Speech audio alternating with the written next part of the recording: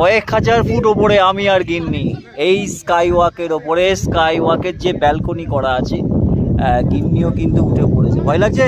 এদিকে পেছনে, এই যে পেছনে, ভয় লাগছে নাকি? হ্যাঁ একটু ভয় করছে, একটু ভয় করছে। হ্যাঁ, বললাম যে প্রথমেই যে ভয় একটু কিন্তু এখানে পড়বে। কয়েক হাজার ফুট ওপরে দেখুন, ওদিকটা আমি দেখাবো ভিউটা।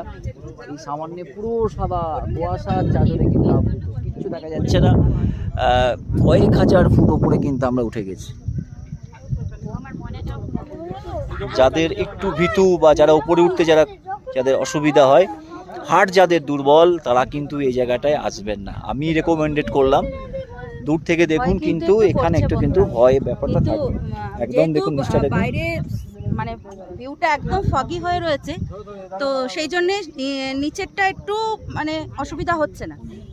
যদি আকাশটা পরিষ্কার থাকে, বাইরের প্রকৃতিটা একদম কুয়াশার থেকে বাইরে রোদ্দুর থাকে, তাহলে কিন্তু নিচে তাকালে আপনাদের হাড়টা কিন্তু একদম দুর্বল হয়ে যাবে, আর তখন কিন্তু আপনি কিছুতেই এখানে দাঁড়িয়ে থাকতে পারবেন না।